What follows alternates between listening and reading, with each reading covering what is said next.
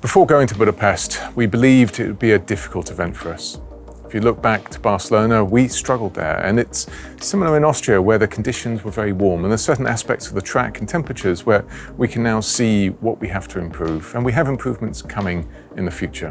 Whether the track was 60 degrees or 35 degrees, we were competitive. We had a strong car that weekend, and that's good learning taking forward. Obviously, though, it's disappointing. I think you'll see near enough all teams talking about the fact that they didn't get the strategy right. I don't think we got it right either particularly. There were elements that were brilliant and elements where we just weren't on the money. So if we take first and foremost Q1, I think we did a great job. The team did a great job there. It was difficult circumstances and the cars went through to Q2, whereas others dropped out. The converse to that is really Q2. I think we had more opportunity than that. It's unfortunate timing. I don't think this is strategic, but when you're queuing at the end of the pit lane, it's fortune as to whether or not you get traffic on your flying lap.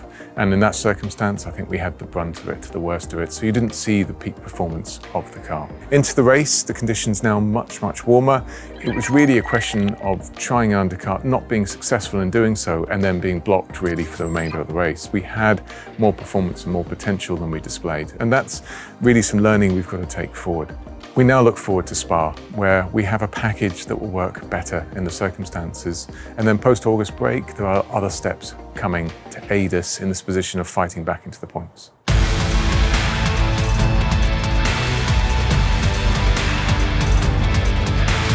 Welcome to the Vowles Verdict, presented by Kraken.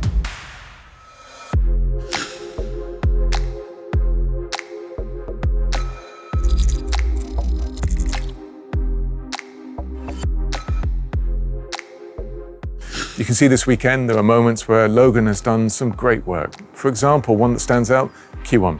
Difficult circumstances straight into qualifying, and Logan puts a time in that ultimately got him through. Once he had his accident and went back out, he didn't quite have the confidence in the car, so wasn't able to beat it, but that first lap time did the job required. From then onwards, what we're looking from Logan is he has to be up with Alex and beating Alex fundamentally from time to time. And that's how you move the team forward and step the team forward. And Logan's on a good pathway.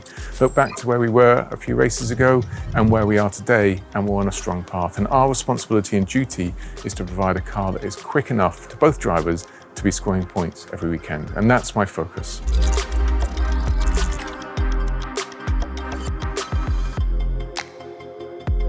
Post-race, but not just post-race, post every session we go out, FP1, FP2, FP3 qualifying, we sit down and have a debrief, and it's focused around what went well, what didn't go well, how's the car balance, what can we improve for the next session in the case of obviously free practice and qualifying, what do we need to learn taking forward, what can we do with overnight work? For example, we have the driver in loop simulator working overnight on a Friday night until the early hours of the morning, and that debrief really fundamentally creates the run plan and the test items for that. The debrief post-race, which I think is more specifically the question here, was more understanding how the balance was in the race and how the car performed in those warmer conditions, what we can learn and how we can learn it together as a result of it. So much of the circumstance was actually going through what could we have done better to find clean air for both drivers? When we were in clean air, why did we drop back?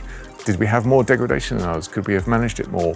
What can we learn taking forward? Much of that learning is more what I would call for the remainder of the year. It's not specific information we can use for Spa.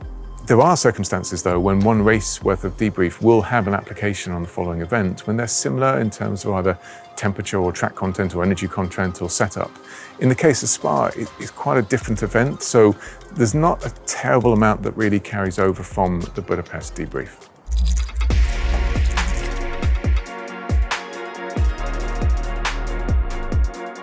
This question, I think, dovetails quite nicely onto the previous one. So during the race live, we've got between 30 to 50,000 channels of data that we're able to see and process and look at, and we do. We don't look at all 30, 50,000 of them, but we do look at a subset of them, mainly around what the car's doing and what the driver's doing and what the tires are doing.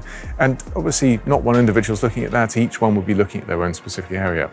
And it allows us to make corrections live in the race. If we start seeing elements of driving style that will help us on the tire, that's fed back. If we can see elements of either racing line, gear usage, curb usage, we'll feed that back as well live fundamentally. So that data has a real live performance application. But further to it, what it has is an application of how we understand how to improve going forward, not just for the next race, but for all of the subsequent races of the year. So answering the question on data, actually it happens from the second that the lights go off. That's where we start looking at the data, and that's where we start the learning. And even by the post-race debrief, we've already had an opportunity to consume quite an amount of that data and understand what we can feed back on already.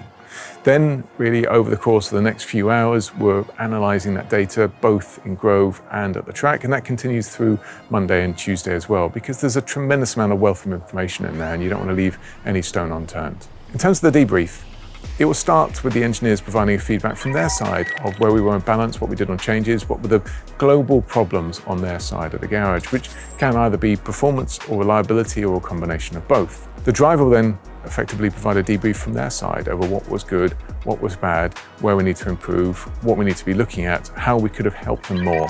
And it's not focused on the instantaneous, you did this wrong. Because that's not the culture we embody within Williams, but more importantly, those are items that will be picked up in a huge number of forums afterwards. This is about how do we go quicker? And that fundamentally is quite a deep question, but it's one that allows you to understand into the depths of car setup, car development, tyre usage, and that has an application across the season. There are further forums that take place, one typically on a Monday after the race, one typically on a Wednesday, Thursday after the race, depending on if we have a back-to-back or a triple header race, where we'll then go through a complete summary of each of the individual areas, be that strategy, be that reliability engineering, be that performance engineering. Here is what we've learnt, and here is how we're going to take this learning forward. And it's an open forum where you display all of the issues to everyone so that we can learn together.